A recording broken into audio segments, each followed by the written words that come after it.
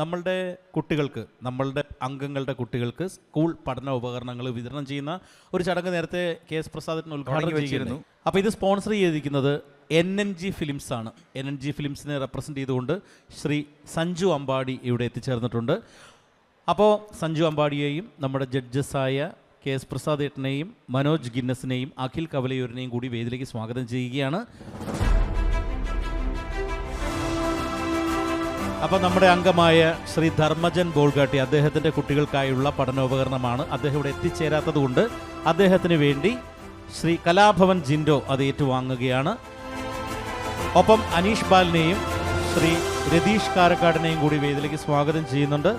സുബീഷ് ഗിന്നസിനെയും സ്വാഗതം ചെയ്യുന്നു. ശ്രീ സഞ്ജു അമ്പാടി, അദ്ദേഹത്തിൻ്റെ നേതൃത്വത്തിലുള്ള NNG ഫിലിംസാണ് നമ്മുടെ ഈ പഠനോപകരണങ്ങൾ നമുക്കായി സ്പോൺസർ ചെയ്തിരിക്കുന്നത്. ശ്രീ ധർമ്മജൻ ബോൾഗാട്ടിയുടെ കുട്ടികൾക്ക് വേണ്ടിയിട്ടുള്ള പഠനോപകരണങ്ങൾ ഏറ്റുവാങ്ങുന്നു ശ്രീ കലാഭവൻ ജിൻഡോ.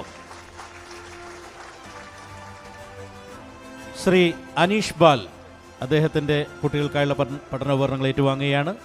ശ്രീ അഖിൽ കവലയൂരിൽ നിന്നും ശ്രീ സുബീഷ് ഗിന്നസ്, അദ്ദേഹത്തിൻ്റെ കുട്ടികൾക്കായുള്ള പഠനോപകരണങ്ങൾ ഏറ്റുവാങ്ങുന്നു മനോജ് ഗിന്നസിൽ നിന്നും. സഞ്ജു അമ്പാടി പ്ലീസ്. എല്ലാവർക്കും നമസ്കാരം. ഇവിടെ രാവിലെ മുതൽ തുടങ്ങിയ നമ്മുടെ ഈ ഒരു റൈച്ചൽ കുടുംബത്തിൻ്റെ മിന്നും താരം എന്ന ഈ വലിയൊരു ഷോ ഇത്രയും വലിയൊരു ആഘോഷമാക്കി മാറ്റി ഇതും കൂടി ചേരുമ്പോഴാണ്. കാരണം ഇതിലുള്ള മെമ്പേഴ്സിലെ കുട്ടികൾക്കുള്ള പഠനോപകരണങ്ങൾ ഇന്നത് വിതരണം ചെയ്യാൻ വേണ്ടി മലയാള സിനിമയിലേക്ക് കാലെടുത്ത് വയ്ക്കുന്ന NMJ എന്ന പുതിയ കമ്പനി സഞ്ജു എന്ന അസോസിയേറ്റ് ഡയറക്ടറിലേക്ക് മാറുകയാണ്. അപ്പോൾ ഞങ്ങളോടൊപ്പം നിന്ന് സഞ്ജുവിനൊരു കയ്യടി കൊടുക്കണം എല്ലാവരും ചേർന്ന്. കാരണം ഇതിൻ്റെ ഡയറക്ടർ സതീഷ് വിളിച്ച് ഒരു നിമിഷം കൊണ്ടാണ് ഈ കുട്ടികൾക്ക് വേണ്ടുന്ന പഠനോപകരണങ്ങൾ, ഇതിൻ്റെ അകത്ത് എല്ലാ ഐറ്റംസും ഉണ്ട്. ബുക്കുണ്ട്, പെൻസിലുണ്ട്, കുടയുണ്ട്, അങ്ങനെയുള്ള എല്ലാ ഐറ്റംസും ഈ ബാഗിൻ്റെ അകത്തുണ്ട്. അതൊരുക്കിയ NMJ ഫിലിംസിന് മിന്നും താരത്തിൻ്റെ പേരിൽ ഞങ്ങളുടെ എല്ലാവരുടെ പേരിൽ നന്ദി അറിയിക്കുന്നു. ഇത് ഞാൻ ധർമ്മേട്ടന് വേണ്ടി വാങ്ങിയതാണ്. ധർമ്മേട്ടൻ എന്നെ വിളിച്ചു പറഞ്ഞിടാ ഞാനിവിടെ ഇല്ല, ഷൂട്ടിങ്ങിലാണ്, നീ അതൊന്ന് വാങ്ങണം എന്ന് പറഞ്ഞുകൊണ്ട് ഞാൻ വാങ്ങിയതാണ്. നന്ദി അറിയിക്കുന്നു.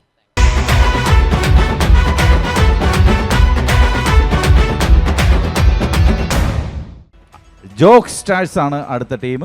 വെൽക്കം ചെയ്യാം, സ്വാഗതം ചെയ്യാം ജോക്ക് സ്റ്റാർസ്. നമസ്കാരം സുരേഷേട്ടാ. കഥ കേൾക്കാൻ ഇഷ്ടമുള്ളവരാണ് നമ്മളെല്ലാവരും അല്ലേ? വല്ല മസാലക്കഥയോ അഭിതക്കഥയാണെങ്കിൽ ഞാൻ ഓക്കെ. അല്ലടാ മോനെ, തുടക്കം തന്നെ തേഞ്ഞ്. എന്നാൽ പിന്നെ അങ്ങനെ ഒരു കഥ പറയാം. വൺസ് അപ്പോൺ എ ടൈം, അങ്ങനെയൊന്നുമില്ല, എൻ്റെ ഒരു അമ്മാവൻ്റെ കഥ പറയാം. അമ്മാവൻ രാവിലെ കുളിച്ച് കുറിയും തൊട്ട് ജുബയൊക്കെ ഇട്ട് ഗേറ്റിൻ്റെ ഫ്രണ്ടിൽ പോയി കാത്തു നിന്ന്. അമ്മാവൻ്റെ കൊച്ചുവൻ്റെ ഭാര്യ വീട്ട് വരുന്നുണ്ടാവും അല്ലേ? അല്ല, അതുകൊണ്ടല്ല. അമ്മാവൻ്റെ വീട്ടിൽ 15 പെണ്ണുങ്ങൾ തൊഴിലുറപ്പിൻ്റെ പണിക്ക് വന്നി. ഈ 15 പെണ്ണുങ്ങളും കൂടെ 25 തെങ്ങിന് തടമെടുത്ത്. അത് പുള്ളി കണ്ടില്ല. പക്ഷേ കൂട്ടത്തിൽ ഒരു നൈറ്റിയുടെ മുകളിൽ ഷർട്ട് ഇട്ടിരുന്ന തങ്കമണി ചേച്ചിക്ക് മുകളിലത്തെ 2 ബട്ടൺസ് പൊട്ടിക്കിടക്കണത് പുള്ളി കണ്ടുപിടിച്ച്. അമ്മാവൻ ചോദിച്ചു, തങ്കമണി എന്താണ് ആ മുകളിലത്തെ 2 ബട്ടൺസ് പൊട്ടിക്കിടക്കുന്നത്? തങ്കമണി ചേച്ചി പറഞ്ഞ്, അത് ഞാൻ മരിച്ചിട്ട് 10-25 കൊല്ലമായില്ലേ, എനിക്ക് എവിടുന്ന് ഷർട്ട് കിട്ടാനാ? ആ വടക്കേ വീട്ടിലെ വറീതിയേട്ടൻ വല്ലപ്പോഴും വീട്ടിൽ വന്ന് ഊരിയിടുന്ന ഷർട്ടല്ലേ മനുഷ്യ എനിക്ക് കിട്ടൂ. ഞാനായിരുന്നു വടക്കേ വീട്ടിൽ വറിയതെങ്കിൽ ഡെയിലി 2 ഷർട്ട് വെച്ച് തന്നേനെ, നിനക്ക് വേഗ്യമില്ലാണ്ടായി. പൊന്നേട്ടാ, ഇത് തങ്കമണി ആരാന്നറിയാവോ? തങ്കമണി ഈ അമ്മാവൻ്റെ കാമുകിയാണ്. പണ്ടെപ്പോഴോ കാമുകി അമ്മാവൻ്റെ ഒക്കെ പറഞ്ഞേ, നിങ്ങൾക്ക് എന്നേക്കാൾ നല്ല പെണ്ണിനെ കിട്ടുമെന്ന് പറഞ്ഞ്. അമ്മാവൻ അത് വിശ്വസിച്ചിട്ട് ഒരു പെണ്ണ് കെട്ടാൻ പോയി. ഇപ്പം അമ്മാവൻ പറയുന്നത് അമ്മാവൻ്റെ ദാമ്പത്യ ജീവിതം അമ്പേ പരാജയമാണെന്നാണ്. പക്ഷേ പരാജയപ്പെട്ട ദാമ്പത്യ ജീവിതത്തിലെ അമ്മാവന് 10 മക്കളുണ്ട്. പക്ഷെ അത് ഗവൺമെന്റ് കുടുംബാസൂത്രണം നടപ്പാക്കിയില്ലേ, അത് അമ്മാവൻ ഓർത്തിട്ടാന്ന് പറയണം. അപ്പം അമ്മാവനെ നിങ്ങൾക്ക് അറിയാം. അതെ. അപ്പോൾ കഥ പറയാൻ എളുപ്പമായി. ഈ അമ്മാവൻ തൊഴിലുറപ്പിൻ്റെ മേറ്റിനോട് പറഞ്ഞു, എനിക്ക് തങ്കമണിയോട് ക്രഷുണ്ട്, പ്രണയമുണ്ട്, ഞങ്ങൾ ഇപ്പോഴും പ്രണയിക്കൊണ്ടിരിക്കുകയാണ്. തങ്കമണി നിനക്ക് എന്താഗ്രഹം പറഞ്ഞാലും ഞാൻ സാധിച്ചു തരാം. അപ്പോൾ തങ്കമണി ചെറിയൊരു ആഗ്രഹം അമ്മാവൻ്റെ പറഞ്ഞ് എന്നെ ഒരു സിനിമയ്ക്ക് കൊണ്ടുപോകണം. ഈ തങ്കമണി എന്തെങ്കിലും ആഗ്രഹം പറഞ്ഞാൽ അത് പറ്റുവാണെങ്കിൽ സഹായിച്ചു കൊടുത്തേക്കണം. ഈ വയസ്സാങ്കാലത്ത് കുഴിലേക്ക് കാലിൽ നീട്ടിരിക്കുന്നവർക്ക് ഇതുപോലത്തെ ആഗ്രഹങ്ങളൊക്കെ പതിവാ. അതുകൊണ്ടാണ് ഞാൻ പാർക്കെങ്കിൽ പാർക്ക്, സിനിമയെങ്കിൽ സിനിമ എങ്ങനെ തങ്കമണിയെ കൊണ്ട് അമ്മാവൻ ഒരു സിനിമയ്ക്ക് പോവുകയാണ്. ആ ലൊക്കേഷൻ സിനിമ തിയേറ്റർ. ശ്വാസകോശം സ്പോഞ്ച് പോലെയാണ്, ചിലർ അതിനെ പുകവലിക്കാനായി ഉപയോഗിക്കുന്നു. പുകവലിക്കാൻ അനുവദിക്കരുത്. ചേട്ടാ, നമ്മൾ സിനിമാ തിയേറ്ററിൽ പോയി കഴിഞ്ഞാൽ അറിയാമല്ലോ ചേട്ടാ, ഇപ്പോൾ ഒരു സിനിമാ തിയേറ്ററിൽ പോയി കഴിഞ്ഞാൽ സിനിമ പോലെ തന്നെ പ്രാധാന്യമാണ് ഈ റിവ്യൂ ചെയ്യുന്ന ആൾക്കാരും. അപ്പോൾ സിനിമ കണ്ട് പുറത്തേക്ക് നിന്ന ആൾക്കാർക്കെതിരെ മൈക്കും പിടിച്ചുകൊണ്ട് കുറേ ഓൺലൈൻ ചാനലുകാരും അവരുടെ ഒപ്പം കൂടാറുണ്ട്. അപ്പോൾ ഈ സിനിമ കണ്ട് പുറത്തിറങ്ങി വന്നപ്പോൾ ഫസ്റ്റ് ഒരു ഓൺലൈൻ ചാനലുകാർ വന്നിട്ട് ഇവരുടെയൊക്കെ ഒരു അഭിപ്രായം ചോദിക്കുകയാണ്. വ്യത്യസ്തമായ ഒരു ടേസ്റ്റ് ഉണ്ട് രതീഷേ, സൂപ്പറായിട്ടാ. അപ്പോൾ നമ്മളിന്ന് ഇഞ്ചി വെളുത്തുള്ളി പേസ്റ്റ് ചേർത്ത് ഒരു പോപ്കോൺ ആണ് നമ്മളിന്ന് കഴിച്ചത്. ഇയാൾക്ക് സിനിമ ആണെങ്കിൽ ഇഞ്ചിയും പേസ്റ്റ് വെളുത്തുള്ളിയും വേണം. അല്ല പിന്നെ അമ്മാവൻ്റെ കയ്യിലാണ് സിനിമ ചോദിക്കുന്നത്. പക്ഷേ അമ്മാവൻ്റെ കയ്യിൽ ഈ സിനിമയുടെ റിവ്യൂ ചോദിച്ചപ്പം പുള്ളി ഓൺലൈൻ മീഡിയക്കാർ അമ്മാവൻ്റെ നേരെ മൈക്ക് കേട്ട് ചോദിച്ചു എങ്ങനെയുണ്ട് തങ്കമണി. ഈ അമ്മാവൻ വിചാരിച്ചത് അമ്മാവൻ ഈ പട്ടിനെറിയുന്ന ഫോണും കൊണ്ട് നടക്കുന്ന മനുഷ്യനാണ്. പുള്ളിക്ക് ഇപ്പോഴത്തെ പുതിയ കാര്യങ്ങളും ടെക്നിക്കും കാര്യങ്ങളും റിവ്യൂവും കാര്യങ്ങളൊന്നും അറിയാത്ത ഒരാളാണ്. പുള്ളി ഓർത്തത് കൂടെ കൊണ്ടുവന്ന തങ്കമണിനെ പറ്റിയാണ് അഭിപ്രായം ചോദിച്ചത് ആണ് പുള്ളി വിചാരിച്ചത്. പുള്ളി ഉടനെ പറഞ്ഞ് തങ്കമണി അമേസിങ്, റിയലി അമേസിങ്, ഗംഭീരം, അതിഗംഭീരം എന്നൊക്കെ പറഞ്ഞ് പുകഴ്ത്തിയപ്പോൾ ബാക്കിയുള്ളവർ പുള്ളിക്കാരൻ വിചാരിച്ചത് തങ്കമണിനെ പറ്റിയാണ് പറയുന്നത്. ഈ വീഡിയോ അങ്ങ് കയറി വൈറലായി കുറച്ച് നാളുകൾക്ക് ശേഷം അമ്മാവൻ അടുത്ത വെള്ളിയാഴ്ച തങ്കമണി ചേച്ചിനെ കൊണ്ട് അടുത്ത പടത്തിന് വരുവാണ്. അതാണ് വർഷങ്ങൾക്ക് ശേഷം പടം കണ്ട് പുറത്തേക്ക് ഇറങ്ങിയപ്പോഴും ഇതുപോലെ തന്നെ റിവ്യൂക്കാരി അഭിപ്രായം ചോദിക്കുകയാണ്. ബൈക്ക് നല്ലതല്ലേ? അതെ, ഞാനും ബൈക്കുമായിട്ട് അത്ര രസത്തിലല്ല.